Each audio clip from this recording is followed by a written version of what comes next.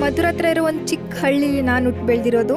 ನನ್ನ ಇಂಟ್ರೊಡಕ್ಷನ್ ನಂಗೆ ಒಂದ್ಸತಿ ಪಾಯಿಂಟ್ಲೆಸ್ ಅಂತ ಅನಿಸಿತ್ತು. ಬಟ್ ಇವಾಗ ನಾನು 100 ಫಾಲೋವರ್ಸ್ ಆಗಿದ್ದೀರಾ. ನಾನು 100 ಹನಿ ಬನೀಸ್ಗೋಸ್ಕರ ನನ್ನ ಇಂಟ್ರೊಡಕ್ಷನ್ನ ನಾನು ಪ್ರಾಪರಾಗಿ ಮಾಡ್ಕೊತಿದ್ದೀನಿ. 2 ಮಂತ್ಸ್ ಮೇಲಾಯಿತು. ಹತ್ತತ್ರ 150 ಕನ್ಸಿಸ್ಟೆಂಟಾಗಿ ಪೋಸ್ಟ್ ಹಾಕಿದ್ಮೇಲೆ ಇವಾಗ ನಂಗೆ 100 ಫಾಲೋವರ್ಸ್ ಆಗಿದ್ದಾರೆ.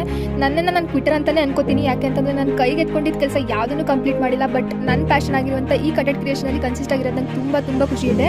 ನಾನು ಅಷ್ಟೇ ಯಾವುದೋ ಮೇಕಪ್ ಕ್ಲಾಸಸ್ಗೆ ಹೋಗಿ ಮೇಕಪ್ ಕಲ್ತಿದ್ದಲ್ಲ, ನಿಮ್ಮ ಥರ ಸೋಷಿಯಲ್ ಮೀಡಿಯಾದಿಂದನೇ ಮೇಕಪ್ ಕಲ್ತಿದ್ದು.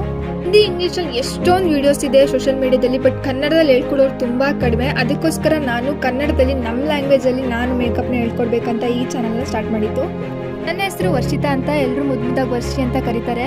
ಬಟ್ ನನ್ನ ಯಾಕೆ ಟ್ವಿಟರ್ ಅಂತ ಅನ್ಕೋತೀನಿ ಅಂತ ಅಂದರೆ, ನಾನು ಆಗಬೇಕಂತ ಅಂದ್ಕೊಂಡಿದ್ದು ಚಿಕ್ಕ ವಯಸ್ಸಿನಿಂದ ನಾನು ಫ್ಯಾಷನ್ ಡಿಸೈನರ್. ಬಟ್ ನಂಗೆ ಅವಾಗ ಫ್ಯಾಷನ್ ಡಿಸೈನಿಂಗ್ ಅಂತಂದರೆ ಏನು ಅಂತಲೇ ಗೊತ್ತಿರಲಿಲ್ಲ. ಬಟ್ ನಾನು ಫ್ಯಾಷನ್ ಡಿಸೈನರ್ ಆಗಬೇಕಂತ ಇತ್ತು ಒಂದು ಹುಚ್ಚು.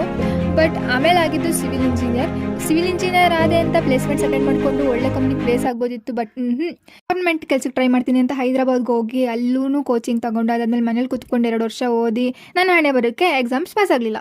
ಮನೇಲಿ ಕೆಲಸಕ್ಕೆ ಸೇರ್ಕೊಳ್ಳಿಲ್ಲ ಅಂತ ಒಂದು ಪ್ರೆಷರ್ ಜಾಸ್ತಿ ಆಯಿತು. ಅದಕ್ಕೆ ಕಾರ್ಪೊರೇಟ್ ಕೆಲಸಕ್ಕೆ ಹೋಗಿ ಅಲ್ಲಿ 6 ತಿಂಗಳು ಕೆಲಸನೂ ಮಾಡಿ ಅದಾದಮೇಲೆ ಹುಷಾರು ತಪ್ಪಿ ಮನೆಗೆ ವಾಪಸ್ ಬಂದಿದ್ದೀನಿ.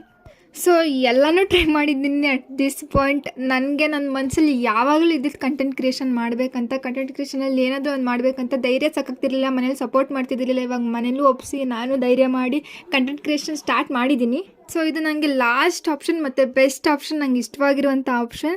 ನಿಮ್ಮ ಲೈಫಲ್ಲೂ ನಾನು ರಿಲೇಟ್ ಮಾಡ್ತೀನಿ ಅಂತ ಅನ್ಕೋತೀನಿ. ಎಲ್ಲನೂ ಟ್ರೈ ಮಾಡಿದ್ದೀನಿ, ಎಲ್ಲದರಲ್ಲೂ ಫೇಲ್ಯೂರ್ ಅಂತ ಅಂದ್ಕೊಂಡಿದ್ರೂ ಕೂಡ ಕೊನೆಗೂ ನಂಗೆ ನಾನು ಇಷ್ಟವಾಗಿರೋ ಕೆಲಸ ಮಾಡೋಕ್ಕೆ ಸಿಕ್ತು ಅಂತ ಖುಷಿ ಇದೆ. ಇದರಲ್ಲಿ ನಾನು ಮುಂದೆ ಹೋಗಬೇಕು, ಇದರಲ್ಲೂ ನಾನು ಫೇಲ್ಯೂರ್ ಆಗಬಾರ್ದು ಅಂತಂದರೆ ನಿಮ್ಮ ಸಪೋರ್ಟ್ ಒಂದು ಬೇಕು. ಇದು ನನ್ನ ಲಾಸ್ಟ್ ಹೋಪ್ ಅಂತಲೇ ಹೇಳ್ಬೋದು. ನಂಗೆ ಗೊತ್ತು ಇದು ಕತೆ ಎಲ್ಲ ದಂತಕತೆ ಅಂತ. ಓಕೆ, ಬಾಯ್ ಮೈ ನ್ಯೂನೀಸ್.